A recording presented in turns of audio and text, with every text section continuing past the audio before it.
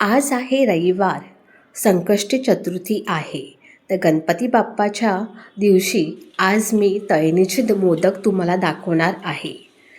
तासनतास राहणारे हे तळणीचे मोदक आतून सॉफ्ट आणि भरपूर सारण असणारे हे तळणीचे मोदक आहेत. तर नक्की ट्राय करा. तर चला तर मग रेसिपीला सुरुवात करूया.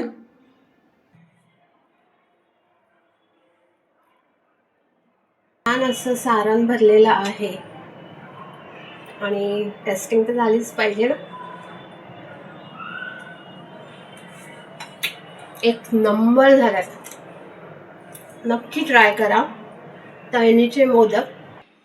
गव्हाचं पीठ घेतलेलं आहे 2 कप. चवीनुसार मीठ घालून पिठामध्ये मीठ चांगलं चोळून घ्या आणि जेवढं पाणी पाहिजे आहे पिठासाठी तेवढं प्रमाण पाणी घालून पिठामध्ये चांगलं मळून घ्या.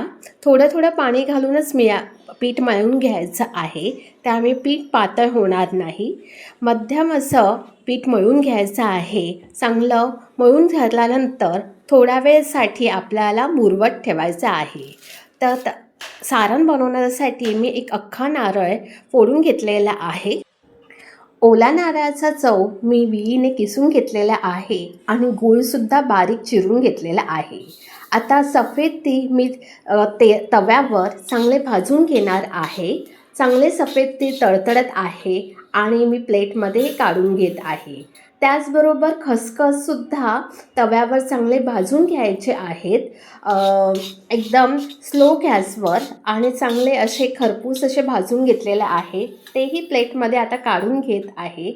आता सारणासाठी मी कढई गरम करत ठेवणार आहे. कढई गरम झाल्यानंतर मी 2 चमचे साजूक तूप घातलेले आहे कढईमध्ये, आणि ओल्या नारळाचा चव हा आपला कढईमध्ये आपल्याला घालायचा आहे.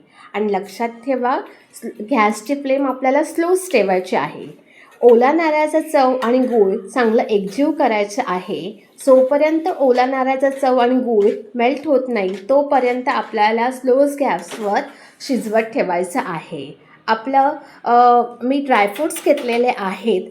त्या तुमच्या आवडीनुसार ड्रायफ्रूट्स घ्या. काजू, बदाम, मनुका आणि पिस्ता मी घेतलेले.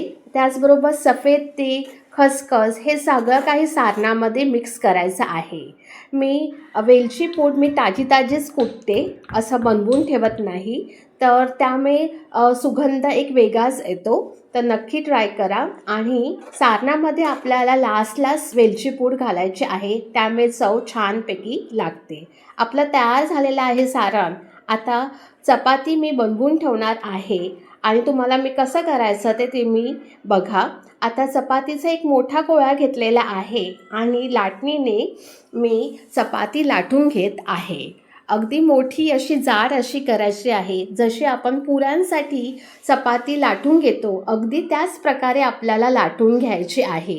गोलसर अशी, पण पातळ नाही, जाडसर. आणि आपण तांब्याने किंवा कोणत्याही मांड्याने तुम्ही असा आकार द्या, गोलाकार असा, किंवा थोडे छोटे छोटे गोळे करून पुरीसारखे लाटलात तरीही चालेल. तर मी प्लेटमध्ये हे सर्व काढून घेत आहे. थोडे थोडे पुऱ्या काढून घेत आहे आणि मग त्याचे तळणीचे मोदक बनवणार आहे. एक पुरी घेतलेली आहे आणि त्यासाठी मी असा मोदकाला आपण ज्या कळ्या पाडतो, जसं उकडीच्या मोदकासाठी अगदी त्याच प्रकारे आपल्याला कडेकडेने आपल्याला चिमटीने असे आपल्याला कळी पाडायची आहे. तुम्ही बघू शकतात, जाडसरसुद्धा आहे पाती चपातीची आणि कळ्यासुद्धा अगदी व्यवस्थित पडत आहे. पण थोडीशी साईज मोठी करा चपातीची, कारण का सारण भरायलाही बरं पडतं. फक्त तुम्हाला दाखवण्यासाठी मी ही लहान केलेली आहे, नाहीतर मी नॉर्मली मोठ्या बनवते आणि सारण भरायला बरं पडतं. आणि अशा प्रकारे बंद करायचं त्यामुळे, आणि वरून जे काही एक्स्ट्रा पीठ उरलं असेल तर ते काढायचं आणि टोक पूर्णपणे बंद करायचं.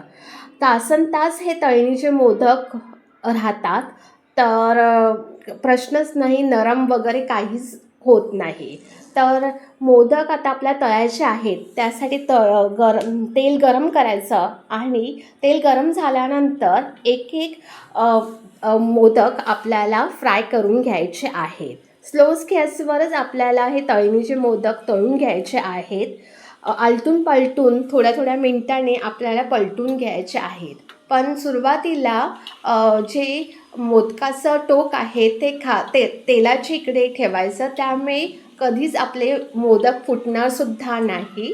आणि तुम्ही बघू शकतात जरा पण मोदक फुटत नाही आहेत, कारण का आपली पाती व्यवस्थित जाड अशी आहे, जशी मोदकाला पाहिजे तशी. आता सगळीकडून आपले मोदक चांगले भाजून घेतलेले आहेत आणि छोटे मोदक असल्यामुळे मी 2 चमचाचा वापर करत आहे. जर जास्त मोठे असतील तर झाराचा वापर करा. आपले तळून झालेले आहेत हे तळणीचे मोदक. तासनतास राहणारे, आतून सॉफ्ट, भरपूर सारं असणारे हे तळणीचे मोदक मी डिशमध्ये काढून घेत आहेत. तर नक्की ट्राय करा. संकष्टी असो किंवा इतर वेळी तुम्ही खायचं वाटत असेल हे तळणीचे मोदक, तर इतर सणालासुद्धा बनवू शकता. आपले तळणीचे मोदक आपले तयार झालेले आहेत. खूप वेळ झालेला आहे. अजिबात नरम झालेला नाही आहे. मस्त असा झालेला आहे तळणीचा मोदक. संकष्टीला किंवा कधी खावंसं वाटत असेल तळणीचे मोदक किंवा उकडीचे मोदक तर नक्की ट्राय करा.